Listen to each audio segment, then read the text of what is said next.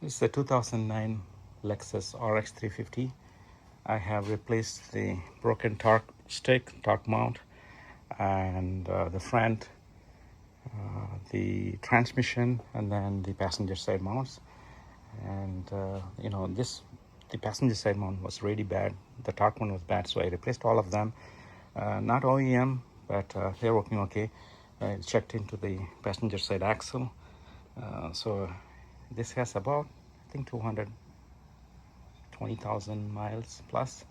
So I've decided to replace the axle, CV axle for the passenger side with an aftermarket one, a premium.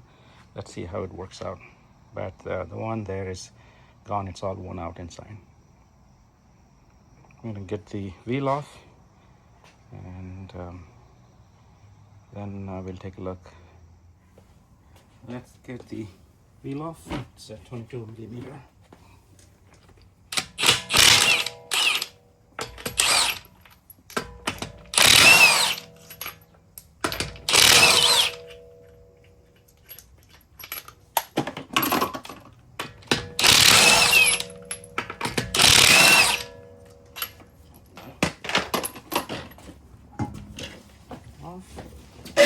Now let's take the axle nut off. It's a 32 millimeter.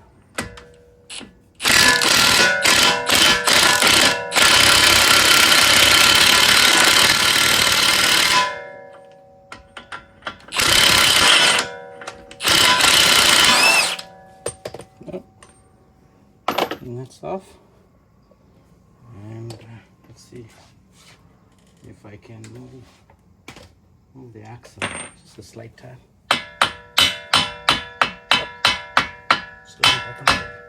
It's not.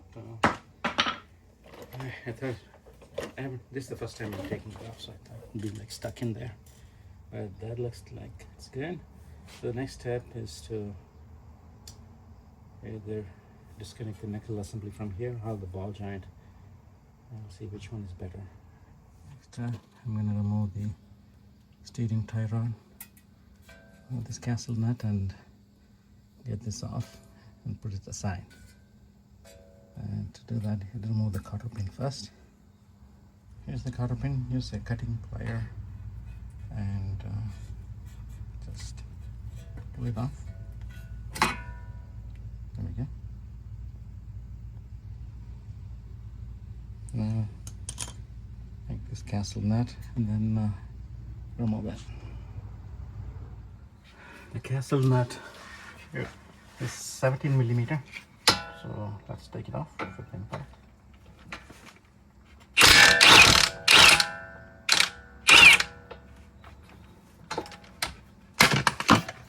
So since it's not moving, I'm going to use a hammer to tap and release it. Just so we're not hitting the bolt directly. Right there. Let me get the hammer. See.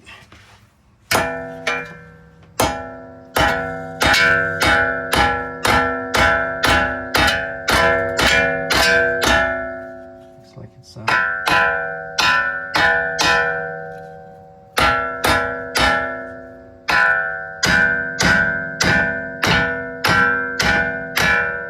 it's in there tight.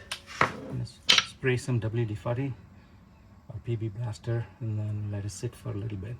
I use this free oil penetrating oil and give it a few minutes, and now look, I'm able to, and then a couple of whacks with the hammer, and that's off. There we go. Over the side. I'm gonna use like a bungee cord or something to keep it away. So I'm gonna lose this nut, put it back here, so I don't have to keep track of it.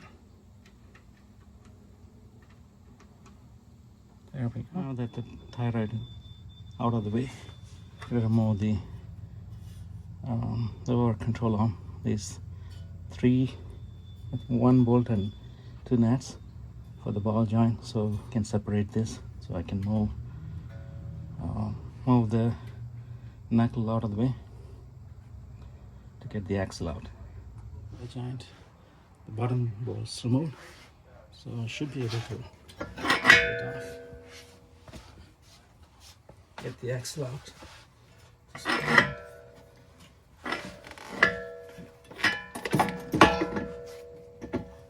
The axle is out. There we go. Let's take a look. Here's the axle. Now there is a clip that's holding it at the center support bearing. So we're going to go inside and get the clip out and get a pan underneath for any transmission oil or fluid that leaks from the transmission, and then we should be able to get the axle out. It's already loose. Let's take a look at the clip we need to take off. It's right below the light bar. I don't know if it's visible from here. I'm going to point it with the pry bar right where the pry bar's end is. That's where that clip is there, the one that's protruding out.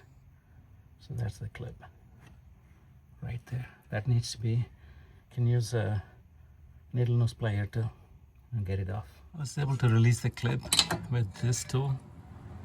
Somehow I was able to get it released going through from here like so, and it's actually loose now. Let's see, it came off right so. If it's visible, let me zoom in. It's loose, it's hanging down. So that's off. Now I can get the axle out from the transmission, ready to catch any fluid that may come out. Looks like the axle came out of the transmission already. Let's take a look. Right there, the shiny portion. You can see there. It's already out. I'm going to move. There we go. It's disconnected. You have to tug it hard. Came out pretty easily. So here's the, and also surprisingly there is no transmission fluid coming out. The old axle, and here's the clip I was talking about. So you have to pinch it and then put it into place. So that was a little difficult to get it out, but otherwise it's not that bad. Should be able to slip in the new one. And I figure hopefully I have to transfer this to the new axle. Just making sure it looks the same.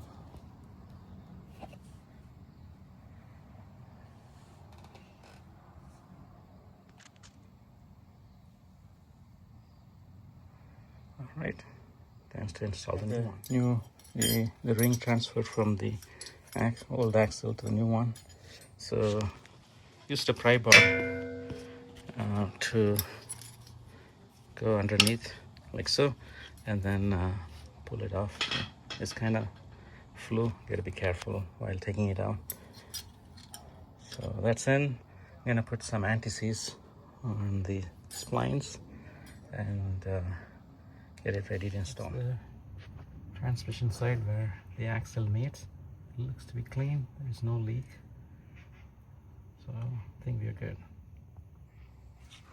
New axle slidden.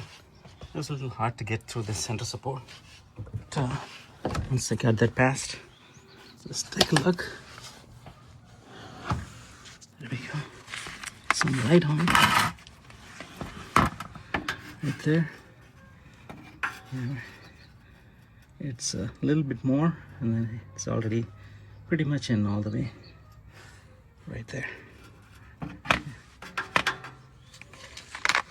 Take a closer look.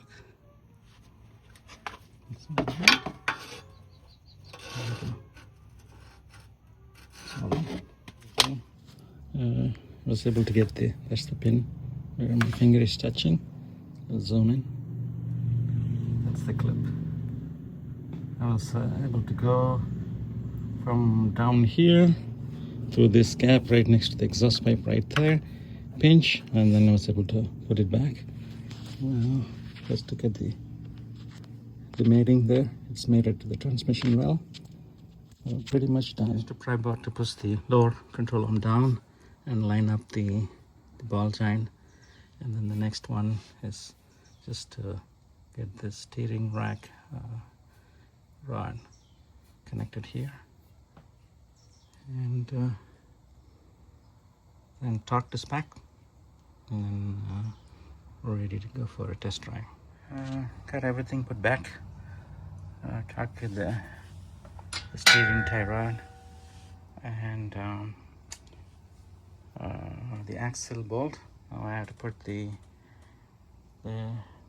wheel on and torque to the specs, and we can go for a test drive.